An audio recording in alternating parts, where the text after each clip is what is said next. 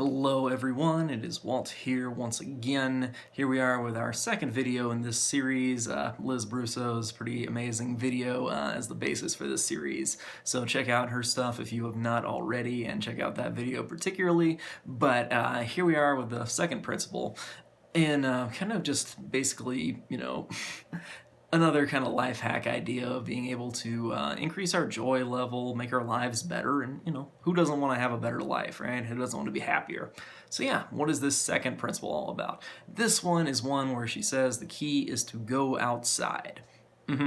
I feel like this is pretty ironic since I'm shooting this one inside, and I don't know, I feel like at least 75% of my videos are shot outside, and ironically I'm shooting this one inside.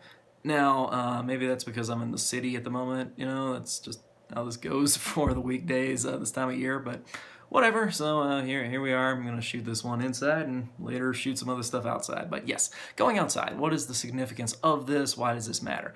Well, she mentions the fact that in every meditation you seem to have rain or ocean sounds. What is this? Is this Mother Nature trying to talk to us, trying to tell us something that kind of, gets our minds relaxed, something that's going to, affect our psychology in that kind of way? What is going on? Why does going outside really help us? Well, you can look to a few different things. There's a pretty interesting idea that was tested out in Japan about forest bathing. So you have these people who are doing these extremely, huge kind of workloads where these people are just working themselves, almost to death. They're working all the time.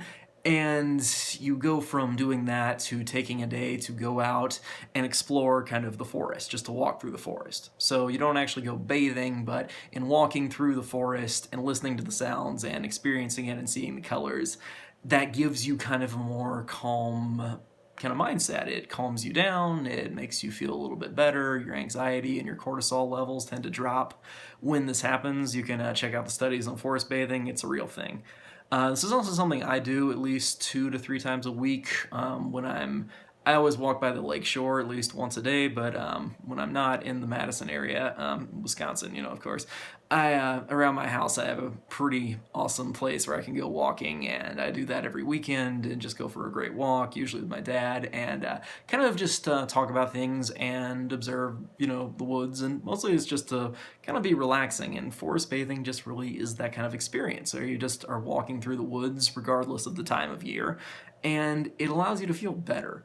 So what is that? Is that Mother Nature talking to us, what's going on with that? And I would say that the key there is the fact that our psychology, of course, is going back, however many, if you're looking at a very long time, and the fact that humanity has lived in, a place very close and connected to nature. It's only very recently we built our own structures to be, the concrete jungle here instead of the normal jungle. For a long time, people have had, the experiences of being around these kind of things.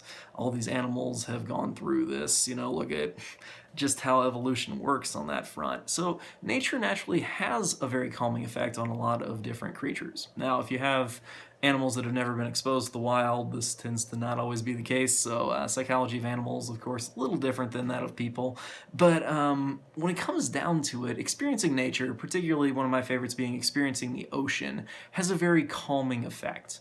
There's that kind of sound to it, the ocean sound as it laps up against the shore. You have all those kind of elements. And of course, like the beautiful, views and the sea air and the, wildlife around there is just absolutely amazing. But listening to nature, viewing nature is something I find to be very relaxing. I think that the sleep things where you listen to thunderstorms or the ocean can be extremely helpful. Those as meditations can be absolutely great. I have my own takes on that. I have some Metroid meditations actually, kind of connecting gaming and and this and self-help really. But check those out if you guys have not done those, or my 5 minutes before you go to sleep kind of video that goes through some of that kind of stuff. Maybe I'll link it in the description, maybe I won't. We'll kind of see if I remember when I upload this. Anyway, but basically go out, listen to nature. It is pretty awesome. And these are some pretty free things you can do, as she says. Pretty great stuff. So anyway, that's the second part in our series. I will see you guys next time with the next video in the series. So thanks for watching. Check out our channel. See you next time.